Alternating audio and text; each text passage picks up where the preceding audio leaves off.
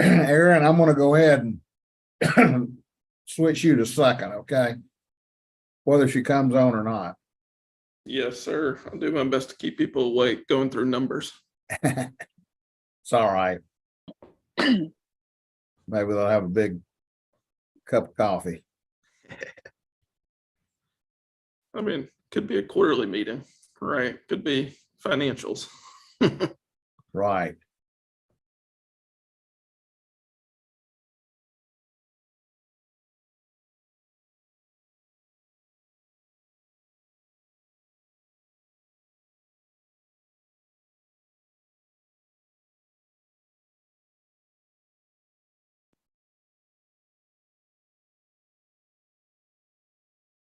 Good morning. We're having trouble getting hold of Krista. Can you try to reach out? We're fixing to go live instead of we'll put her to the, if she comes on, we'll put her third in line, okay? Thanks, Hannah. Appreciate it. Bye. Bye. All right, Jerry, Anna's gonna reach out to her. All right, thanks. She may be, Krista may be like me. If she doesn't have your number in her database or contact list, she doesn't answer. Okay. I'm very tired of getting calls for my car warranty that's expired. Okay. We are up, so if everybody could go on mute.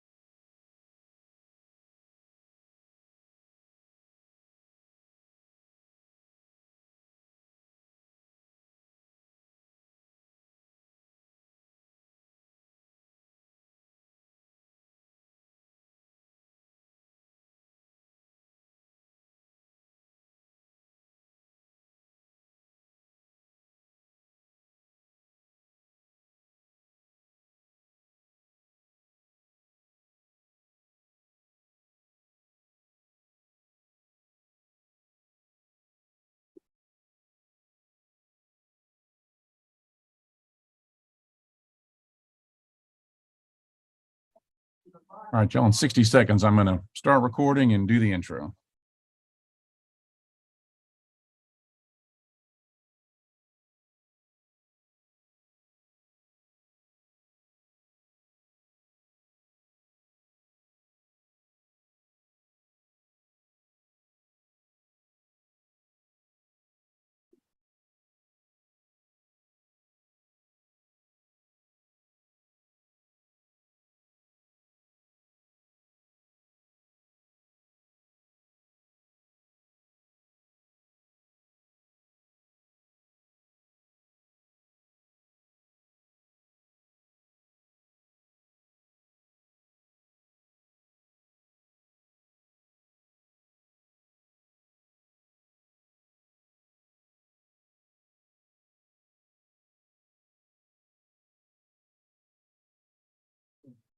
Kristen just said she's logging in. I'm about to hit record and we're ready to go.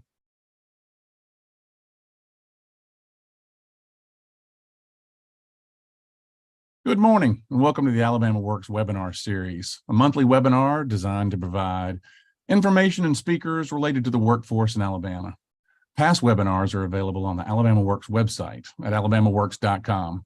Now let me hand this over to Tim McCartney, Chair of the Alabama Workforce Council. Good morning.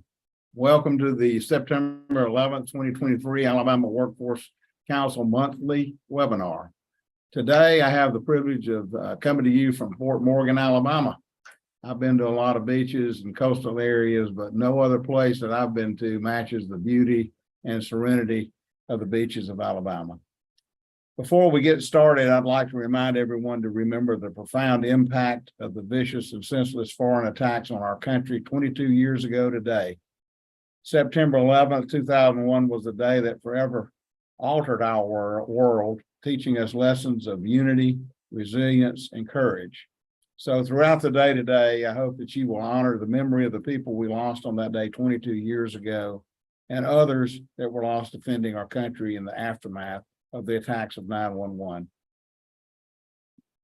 Moving on, we've got three great speakers today to share with you some information about what's going on in their world of the workforce. First up, we have Ms. Charisse Stokes, who is the Executive Director of Tech MGM, which is a collaboration of industry, educational, and governmental entities working to leverage Montgomery, Alabama's technology assets to focus on economic, workforce, and community. Charisse will provide an update on the state of workforce training in the information technology industry. Following Ms. Stokes, we're going to have Mr. Aaron Oates, who is from Signal. He is the Signal group that's done a survey of the workforce in Alabama. He's going to bring up and share with us information on their latest data research. And last but not least, we'll have Ms. Kristen Holder, who's the Executive Director of Central 6 for AlabamaWorks. Kristen will provide an update on all that's happening in the workforce region number 4. So without further ado, Ms. Stokes, you have the floor. Good morning and thank you. I'll go ahead and share my screen now and hopefully everybody can see everything okay. All right, so as he said, I'm Charisse Stokes, the Executive Director with Tech MGM. I am a ceramic engineer by education, but I've spent about 20 plus years working in information technology. So we'll talk a little bit about some of the trends and make sure we can advance. Okay. Yeah. So we'll talk about the demand from an information technology standpoint. We'll talk about some workforce development and essentially some of the skill sets that are needed, but also the talent pipeline, how we can start ensuring that we are actually developing competitive talent for information technology. So the demand, if you look nationally, when it comes to technology and IT career fields, it's very interesting to see over the last few years how the demand has increased for information technology professionals, but also in what areas. When we think about COVID and how much it really changed our world, it also changed how people communicated, and it certainly changed things from an infrastructure standpoint. So now you see the highest in demand fields are within cloud technology, but they're also within your web development and your secure ops side of the house. So that's really how are you developing applications that are now secure applications because you're putting more data into your phones, into websites, and also into additional collection agencies, essentially. But also, you'll see that there's been a huge increase from a user design and your front-end developers. Because more applications have been developed, you want to ensure that those applications that everyone is using are easy to use. So you're seeing a lot in the user design. But of course, you also have the opportunity to have more problems.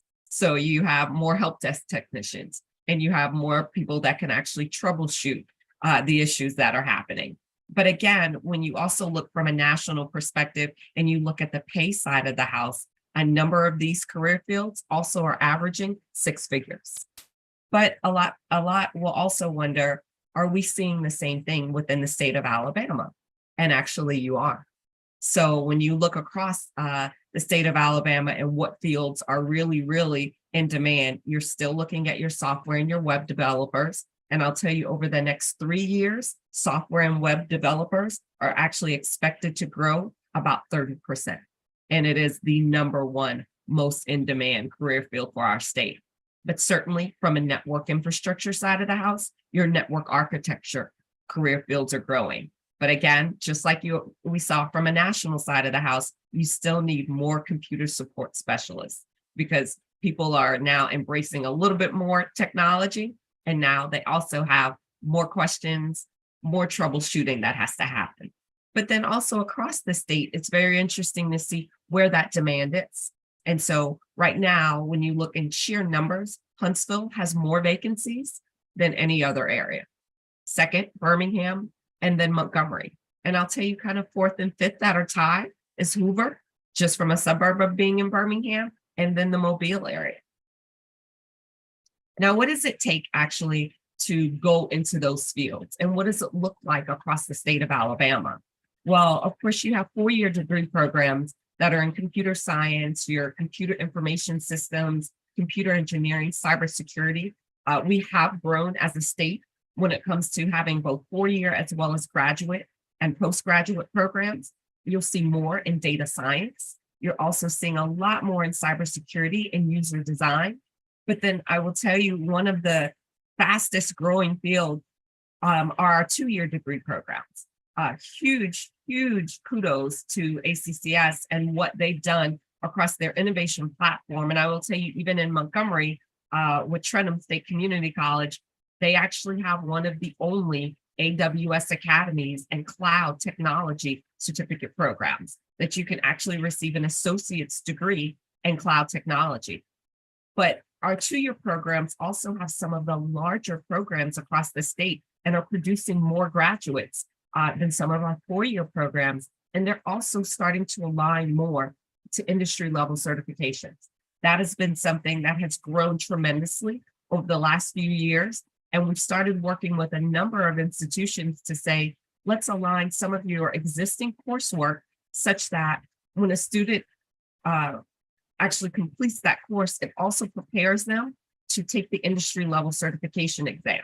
And you'll see some of that across some of your popular platforms, Oracle, Amazon Web Services, Google as well, Microsoft certainly, and even Cisco. So some of your network infrastructure, but then also some of your cloud technology, those are also within short-term certificates. But then you have something that's very popular and has been for quite some time, and that's CompTIA. And so CompTIA also has Network Plus, Security Plus, A Plus, and those are your information assurance certifications.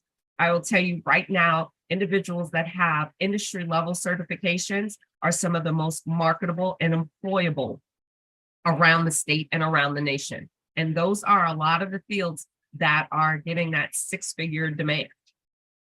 Now, when you look at workforce development, it also makes you draw back and say, so what are some of the basic skills that employers are looking for? Now, yes, it's great to have industry level certifications. Sure, it's wonderful to have your associates and your bachelor's of science degree, but I will tell you, we're looking even more towards problem solving and critical thinking skills.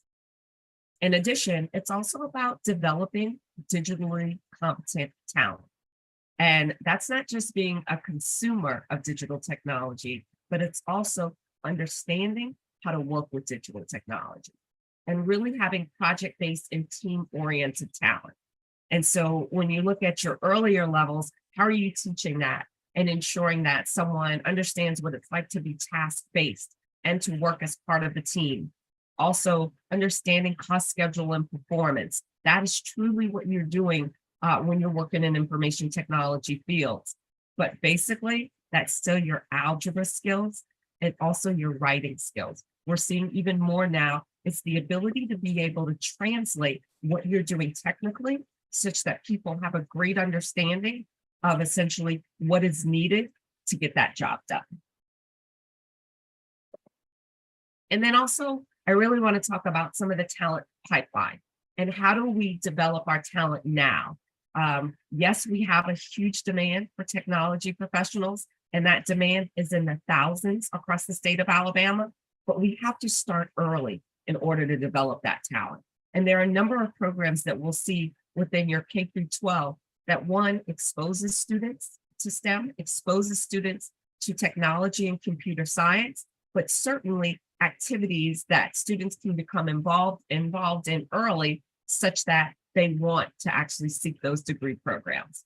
A few of those, so very active with the Alabama STEM Council. Alabama STEM Council certainly is there to ensure it is a partnership that we have and essentially directed by Governor Ivey that's all about exposure of STEM through grades K through 12. And certainly the governor's Computer Science Advisory Council has computer science for Alabama. Governor Ivey essentially set that up a little over 5 years ago and said that every school across the state of Alabama should teach computer science. That is not every high school, that is every school. And when they started that, only about 26% of the schools across the state were teaching computer science. I will tell you after year 5, over 82% of the schools across the state of Alabama are now teaching computer science. So it's about starting early, and it's not just getting students once they're in high school. It's truly ensuring that in our earlier years that we're exposing students to STEM and certainly to computer science. But then you also have areas where you want to make sure that students are applying those skills. And you have initiatives like Cyber Start that truly gamifies cybersecurity, and it gets that early interest in cyber. But then you also have items like Cyber Patriot, that's through AFA, which is a competition-based program as well. That is a national program. The last few years, the national winners for Cyber Patriot actually have come out of the state of Alabama. And so how we're ranking against other states, we have really catapulted ourselves when it comes to computer science. But then when you look at all of digital technology, the ability to work with middle school students in doing coding and app development, Ed Farm has excellent programming throughout the state of Alabama that gets students very involved at an early age, but then also employs college students as code camp facilitators. So it's really looking at that entire pipeline, but it also gives them industry level certifications. So now they have the ability to develop in Apple Swift. They are making apps that could sit on the Apple Store. And students are really starting to see the fruits of their labor right in front of them. And that's at a very early age. And then you have the Governor's App Challenge. So across the state of Alabama, Governor Ivey actually issues an app challenge and students can compete. And they do that at each level, at elementary school, at middle school, and at the high school level. And so students have an ability to actually participate in that and win prizes. And of course, Innovate Alabama, which is our public-private partnership across the state of Alabama for technology and innovation and entrepreneurship. These are all organizations as well as programming that gets you involved at an early age, but that also allows you more time to be involved in technology and innovation.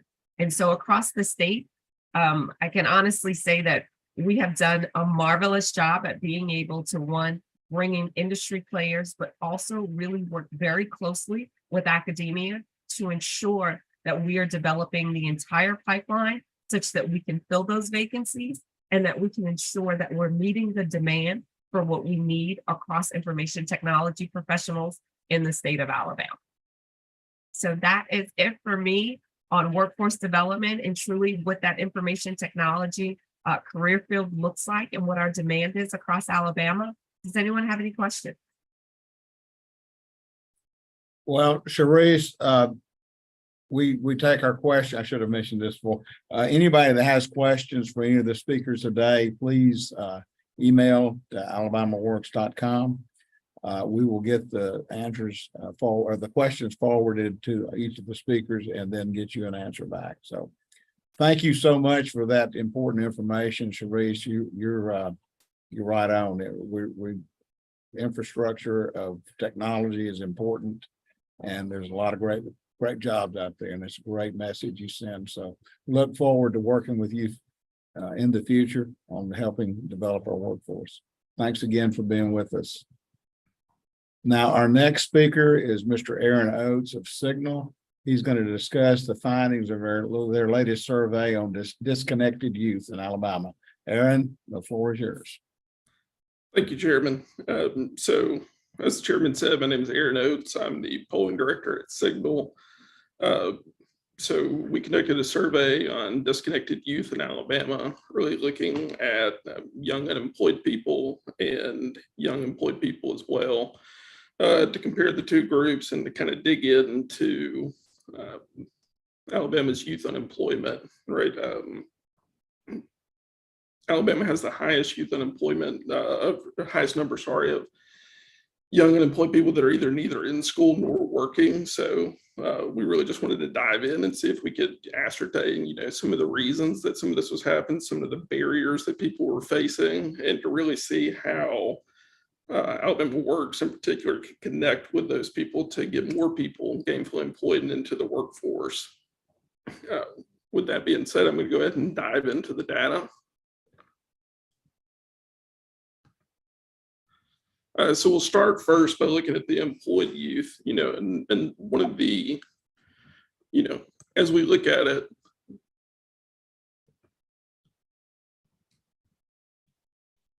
pardon me, when you look at it, the young unemployed, or pardon me, the young employed people in Alabama, you can see that they're spread out across a bunch of different industries. As Sharice was saying, just focusing on the importance of STEM, you can see that 8% of the employed people, or employed young people, sorry, in Alabama are actually employed in STEM-related jobs. And the top three are primarily agriculture, STEM, and business and hospitality. You can see here just from the data on the income that agricultural and the food industries tend to pay less than the other industries out of the top three. And the young women are more likely to be employed in agriculture or the food industries, while young men are more likely to pursue either business related jobs or STEM related jobs. Sorry,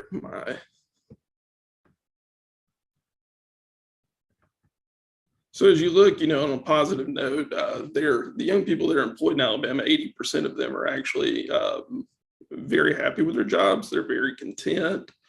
And there are really no significant breaks between the demographics, whether we're looking, between men and women, between different community types, whether they're parents or not parents. This held pretty, across the board. And, one of the least surprising things I found in this data was that, as your income goes up, your job satisfaction goes up alongside of it. And again, you can see, just like we saw in the job satisfaction slide, that income is actually going to be the primary thing that determines your job satisfaction, whether you're satisfied or unsatisfied. An interesting break that we saw in this was that white workers in the state tend to put more emphasis on management and coworkers, while non-white workers tend to prioritize pay and working hours.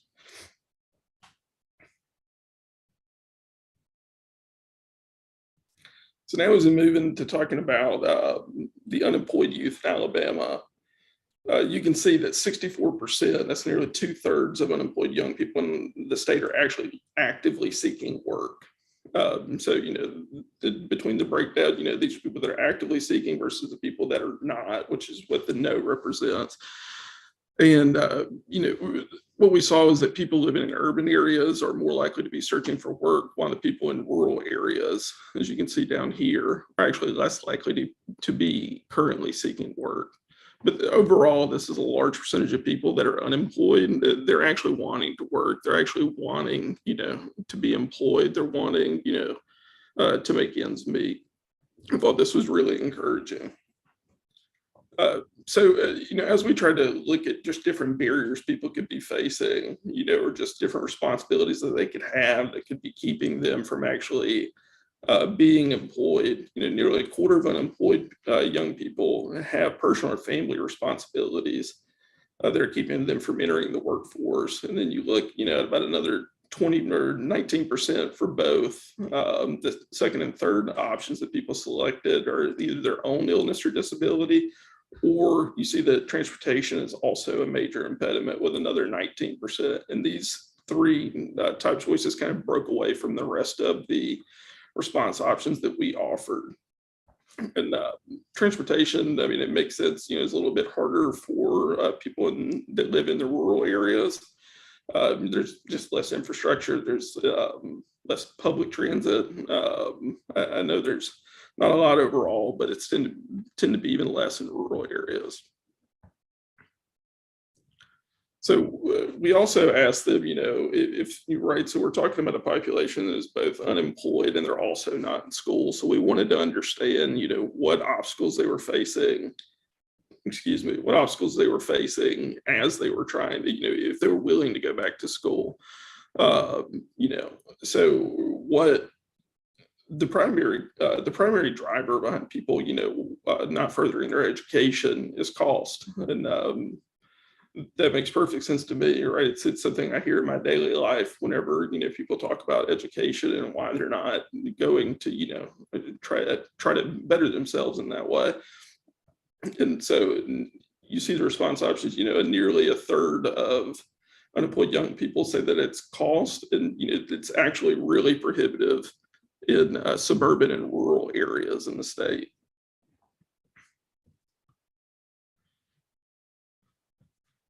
So this is really gauging, if when people are willing to go back to work, how much time are they actually willing to put into furthering themselves? So you can see, the response options are spread pretty equally across the responses that were available. So that people are open to a variety of education and training programs. And you can really see, especially among, women, whether they're 21 plus or under 21 as well, are really interested in furthering their education. And people in rural areas are also more likely to consider short-term training and longer-time online degrees compared to their urbanite counterparts that are more likely to accept seasonal or temp jobs.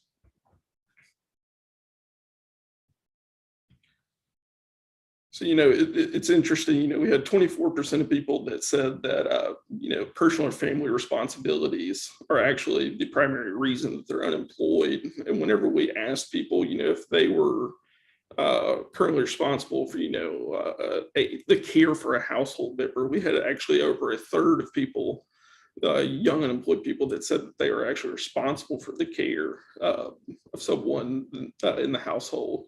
And of those people that actually responded yes, less than half of them are actively seeking work. You can also see, there's a significant spike, amongst women who are 21 plus, so they're actually going to be responsible for caring for a household member. And whenever you come across and you look at whether or not the people, answered are parents or non-parents, you can see that of the 36% that said yes, 70% of them are actually parents, right? So I attribute, this is at least in part driven by, young mothers staying home with their children as well. And, 19% of people selected transportation as one of their primary reasons for being unemployed. And, so we have here, we ask them just a very simple question on whether or not they have a valid driver's license. So whenever we're looking at young unemployed people, they're 39% of that population that do not actually have a driver's license to be able to use to drive to and from work. And, an interesting split that we saw, is that African-Americans young African-Americans who are unemployed are actually 9% less likely to have a driver's license than their white counterparts. We also asked a couple of questions that really surrounded what this population of young unemployed people were doing with their time outside of work, just to get a more holistic picture. And so we asked them about extracurriculars, whether or not they were participating in activities like sports, outdoor activities, or exercise, et cetera. What we found is that young suburbanites and college educated people and African Americans are actually the most likely to participate in extracurricular activities. And whenever you compare, that's a really high number at 52%. It's a majority of people that are participating in their communities in that way. Whenever we then ask them about, whether or not they're volunteering their time, at either a charity or some sort of organized event, you actually have less than 1 in 5 unemployed young people in Alabama that are volunteering their time for either charity or a community project. And so you have 18% of people that are doing this. And then, we saw that women under 21 actually tend to be the most generous with their time. And unemployed young people that live in urban and suburban areas are also more likely to volunteer than rural folks. And are really, in my mind, a lot of the reason there is if you think about where a lot of the charities, or community projects are, and just the cohesiveness of the communities, it's a lot easier to do that in dense areas than it is in a rural part of the state. That's where a lot of the charities are actually organized themselves as well, would be in more densely populated areas. So we also wanted to look at a couple of, or a few particular barriers that have come up, right? And one of them is substance abuse, right? So we asked them, unemployed young people, whether or not they have, whether or not alcohol or drugs has actually impacted their employment status. And the good news is the vast majority, the answer is no. It has not. So it's not really playing a significant role in Alabama's youth unemployment rate whenever you look at the data. We also just wanted to gauge educational attainment, and we saw that 79%, if you go between 74% that have graduated high school and an extra 5% that have actually gotten a GED as well. So almost 80% of Alabama's young unemployed people have actually, either graduated from high school or obtained a GED. And you can see a pretty significant gap, right? You see that people that have graduated high school or they've received their GED are much more likely to be actively seeking work than non-graduates. So, it's about that talent pipeline, right, that you heard about earlier, and making sure that, we're getting young people educated and through that pipeline in an efficient manner. We also asked about military service. Amongst Alabama's young unemployed people, there wasn't a significant number of people that had served in the military. We also asked about felony convictions, and this was even, lower than substance abuse, right? Is that, felony convictions amongst the population are very rare. And, this goes across demographic groups. There wasn't anything that stood out that, said, oh, married people with children tend to have a much higher, incident rate of this. So this is also not likely to be playing a hugely significant factor. And, on a positive note, you do have, of the people, that were convicted of felonies and served prison times, almost half of them were actually involved in educational programs while incarcerated.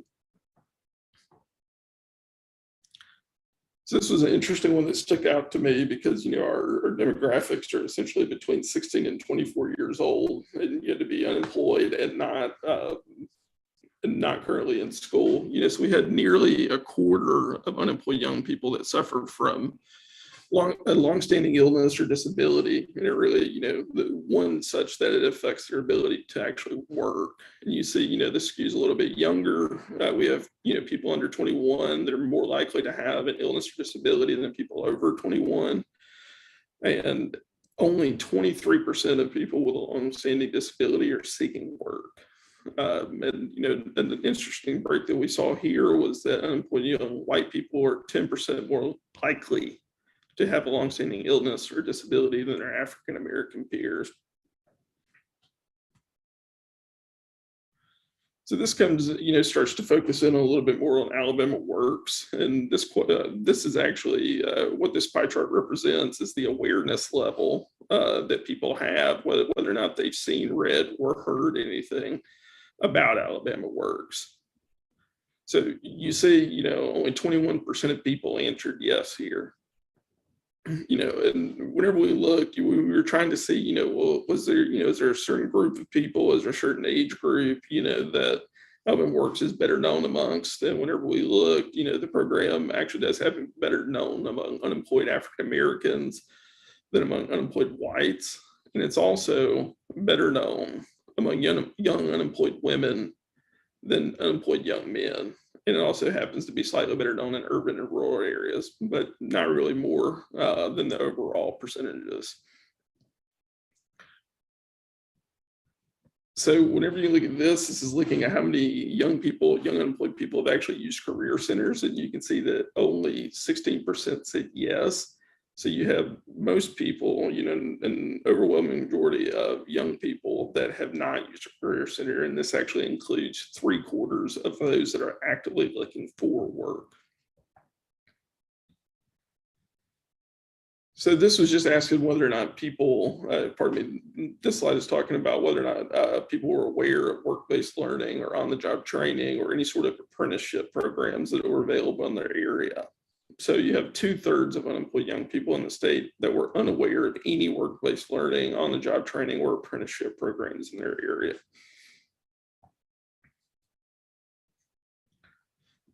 So we just saw the 3 slides that essentially showed a bit, so actually to take even a further step back. So you have, I think it was 64% of young people, young unemployed people that are actively seeking work, right? We have AlabamaWorks that provides a unimaginably large, a number of services to people that are unemployed to actually help them become, employed and really boost Alabama's workforce.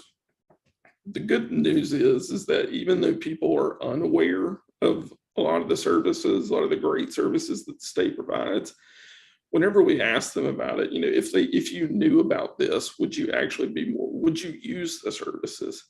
60% is, an incredibly high number for a type of question like this. So you have 60% of people, right? So you have 60% of people who would use the services that the state provides. And at the end of the day, there's really just an awareness gap between what AlabamaWorks, provides, the solution and people's awareness of that solution. So really our job is to close that gap. Whenever you look at it, you can, see different breaks, you see women and African Americans are actually particularly interested in the programs. And, whenever we talk about closing the gap, right, and where, where the message can be placed, where young unemployed people are actually actively looking for these jobs, you can see that the vast majority of them actually turn to online sources. And so you have roughly 68% of people, if you look at the first 3 response options, they're all online. So in an effort to, raise awareness about AlabamaWorks, and to get people more employed, all of the efforts, as much as possible should be focused online. And it makes sense, right? I mean, we're talking about people between the ages of 16 and 24. I don't think it's any surprise that they're spend most of their time online whenever they're not doing other things. We also looked, at just the distance from a community college, the ability to have an access to it. Rural young people tend to be the farthest from their nearest community college. However, people living in urban areas are actually less likely to have their own modes of transportation that can travel more than a few miles to actually go to one of these community colleges.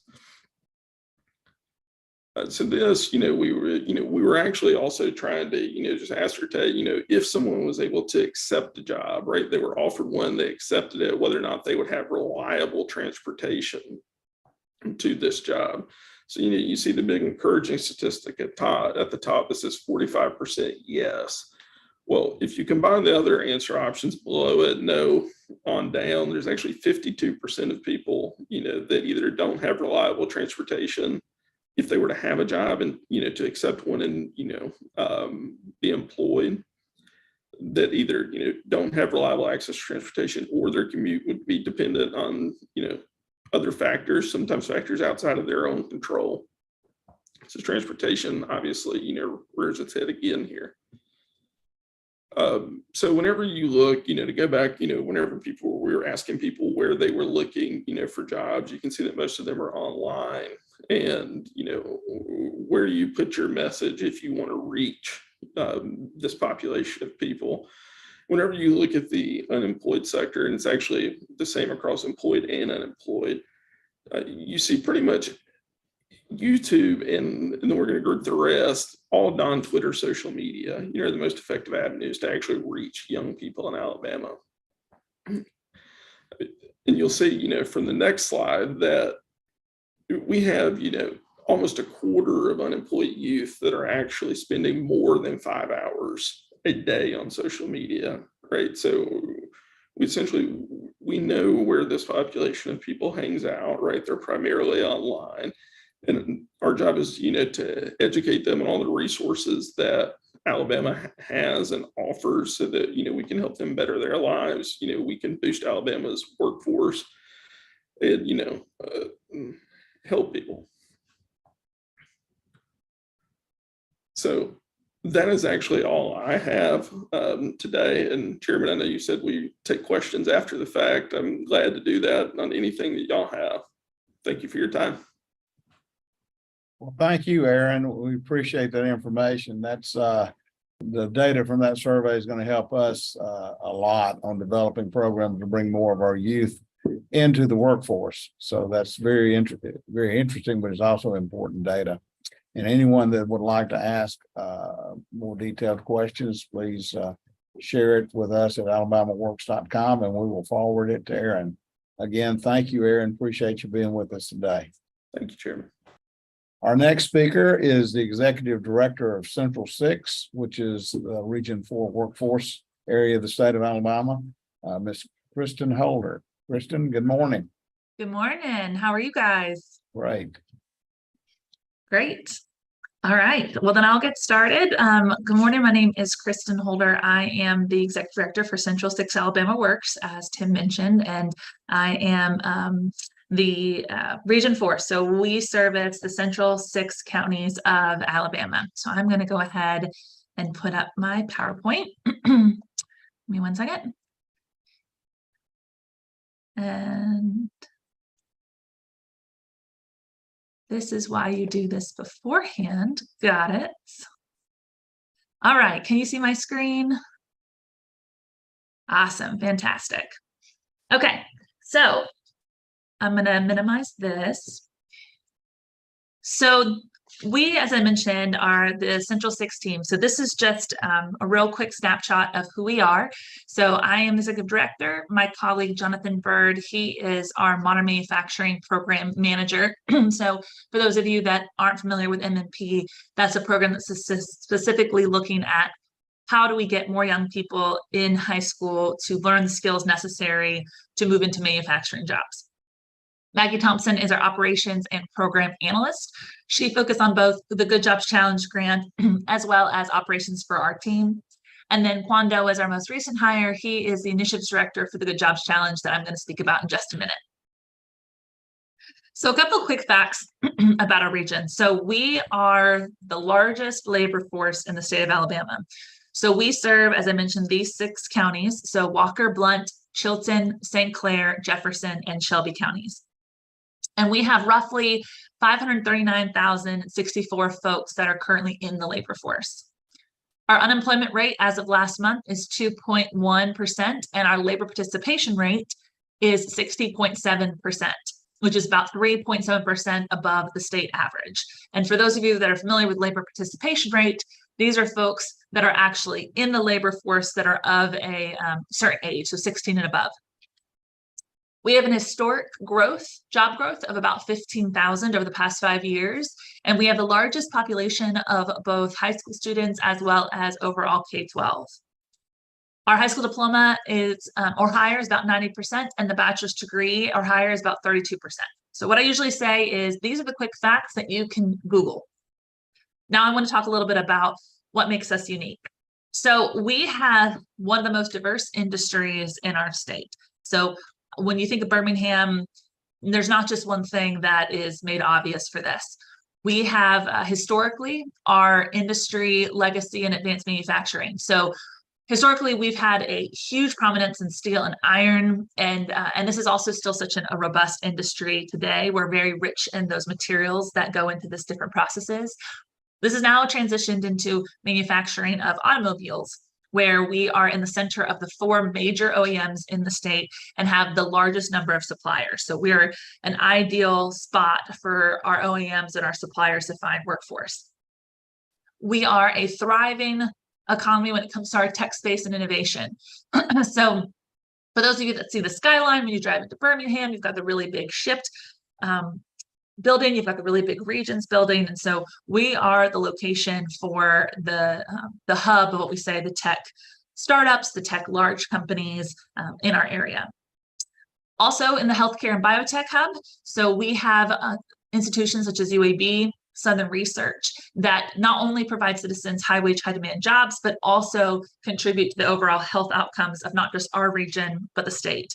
There are many other industries that are not on this right now. For example, we have a huge construction industry that is here, that is thriving.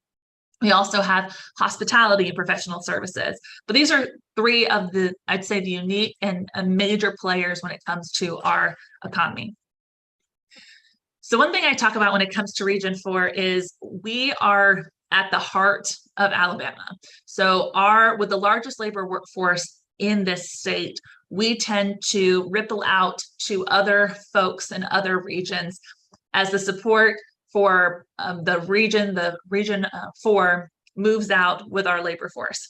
So there's a couple things that I want to talk about when it comes to kind of our economy when it's this unique kind of national approach. So one thing is global influence.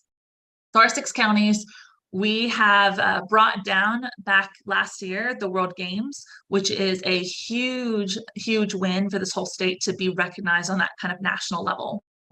We also have, I'd say, key partnerships and philanthropic access to national partnerships. So I'm going to talk about in a second this Good Jobs Challenge grant that we're working on, but we're really an opportunity to amplify the impact that we're both receiving from state dollars and national dollars and philanthropic dollars, and really harnessing what that means to really be a ripple effect to the entirety of Alabama. Because if we are healthy here, then we believe that the state is healthier as well. So our core priorities. So as you might have, as you've listened to these presentations in the past, there are certain things that the regional workforce councils are responsible for. And so these are the 4 that kind of are the buckets, as well as some unique things to our region. So first is our local, regional, and national alliances. This is a core priority because it is necessary for us to have those kind of relationships in order to do the work that we do. So for example, local would be our local economic developers, our local cities and counties. Our regional would be all of our counties together. One thing that's really important is we serve, as you saw, all 6 counties, not just one. And this is a really big priority of ours. One of the first things I did when I came on board in this role was visit all 6 counties and spend about a half day in each county, understanding what the workforce needs are and making sure that they know that we're here to serve all of them. And then national alliances. So we work with folks such as the Economic Development Administration, EDA, when it comes to our Good Jobs Challenge grant. We also work with Annie E. Casey Foundation, and we also work with SkillSpan. Those are just a few of our grants that we work in, which brings that kind of national best practice, the opportunity to put us on the map and learn from others. Equitable and inclusive workforce. So one of our grants I mentioned was Annie E. Casey Foundation, which is through the National Fund for Workforce Solutions. And what we're focused on in that is specifically increasing the racial equity in the tech ecosystem. So we're focusing on young adults between the ages of 19 and 29. And this is a really key component of our work, considering we are the most diverse population of this state. And our belief in diversity equaling in innovation and success for our companies. We're also having conversations at the local level around our Good Jobs Challenge grant. So that grant is an Economic Development Administration grant pulled down by the city of Birmingham, and it's focused on healthcare jobs. So it is training 1,200 and at least placing 1,000 folks into high demand, high wage healthcare positions by 2025, which is quite a feat. The focus of these jobs in this grant is in the neighborhoods and the areas around the Birmingham region and then into the rural counties as well. So focusing on what are those wraparound services, what are some of the things that we need to include, what are some barriers that people have to make sure we can get them into good jobs. Education industry pathways, I mentioned modern manufacturing. So I'm excited to say that we are the most recent region to bring in modern manufacturing program. So we have 3 high schools that have launched actually this past fall: Bessemer High School, Eden Tech Center, and Fairfield High School, which we're very excited about. We have 115 students so far in these 3 classes. And my colleague Jonathan is just continuing to grow all these opportunities into different schools that we're sure is going to blow out for the next year. We also have our Educator Workforce Academy, where we take our educators, counselors, career coaches, CTE directors around the whole region over a year. And this is an opportunity for educators to learn what industry is looking for, as well as be able to take that back to the classroom. And it gives the opportunity for industry to understand what education is doing and how they can better plug into that. And then business and industry growth. So the idea here is around our cluster work. So for those of you who are familiar with the industry clusters, they're meant to be a bringing together of like industry to understand workforce challenges and to actually develop results out of that. So utilizing the kind of collective of all their voices to move forward. So I mentioned our Good Jobs Challenge. This is focused on our tech sector, our construction sector, logistics, and manufacturing. This is a little bit of a picture. We all love a picture of what's going on. So you'll see we are at quarterly council meetings, which is one thing that we do when we talk about connections. That's where we bring all of our stakeholders from around the 6 counties together to learn from each other, provide them up-to-date information, and also to have them actually workshop different ideas. We also have our Educator Workforce Academy that went to Shipped. We have our county tours that got together and actually had those conversations about their workforce needs. So what's next? So from those core priorities, we're looking at these subsets of it: strengthen industry partnerships, leveraging impact, removing barriers, and building robust pipelines. So quickly, the strengthen industry partnerships, I mentioned that these are our 5 main industry clusters that we work with at this time, though we know that there's quite a few others in the Birmingham and the Region 4 area. So those partnerships that we're already building, we're really focusing on how do we connect with other statewide associations or national associations or agencies that are working in these fields. Leveraging impact. So I've talked about Good Jobs Challenge and Generation Work. I'm also talking about Recompete. EDA is sending down a lot of money to talk about workforce, which is very exciting for our region. And we've had the opportunity to both be involved in a Recompete grant application through the North Birmingham area, as well as one with the Regional Planning Commission. So we are leveraging the impact that we're having in this region to find more federal dollars. That also includes the National Fund for Workforce Solutions, which is a network of all these nonprofits that are working in the space of workforce. And we're becoming a national best practice where we have quite a few site visits of the National Fund coming in to speak with us over the next 5 to 6 months. Removing barriers. SkillSpan is a grant from the National Skills Coalition, and it's focused on the policy and advocacy of the worker beyond the skills. So things like childcare that we hear all the time, we talk about transportation, we talk about healthcare, we talk about broadband access. So the idea of that SkillSpan site here is to help bring together different stakeholders to try to tackle these issues, both regionally and statewide. We mentioned wraparound services, and then I'd say diverse stakeholders. So one thing that we are being called to do and believe in is bringing together those folks that might have been on the sidelines to be in the conversation, not just talking about people that exist, but actually bringing them in and understanding, okay, how specifically is your barrier? For example, we work closely with HECA, and one of the things they challenged on us is that we have everything in English, and that was missing the mark on the folks that were in their constituency. So we focused on bringing that information into our newsletter and working with them diligently with the population to make sure that they're served just as much as everybody else. And then building robust pipelines. I've talked through a lot of this, but I would say that we're going to be continuing to work on these as well as the other industries where specifically we know that we're in a day and age where hiring events are all important, but we also know that unless companies are investing in their talent pool and that talent pipeline themselves, then they'll find themselves without the workforce that they need.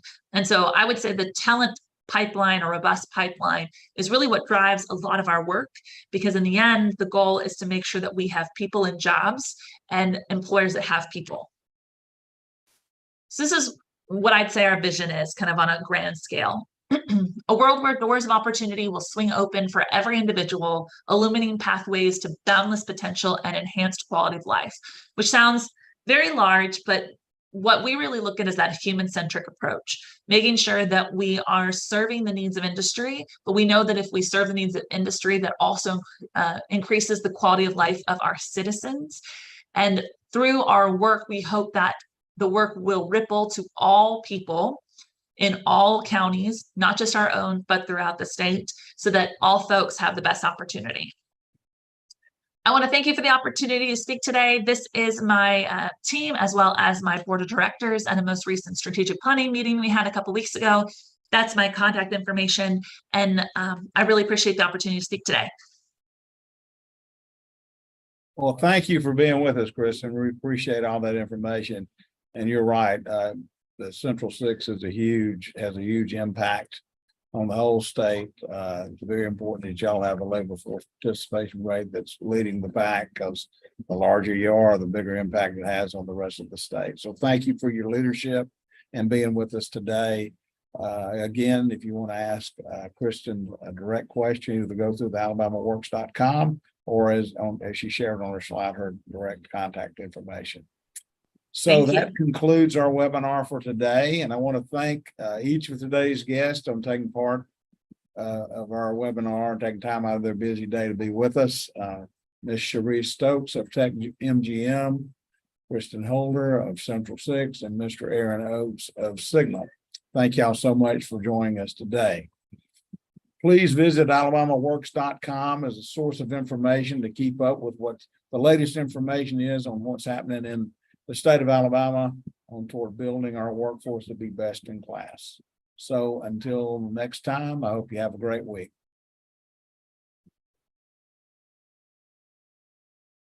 Thanks, Kristen. Great job, everybody. Thank you very much. Thank you all.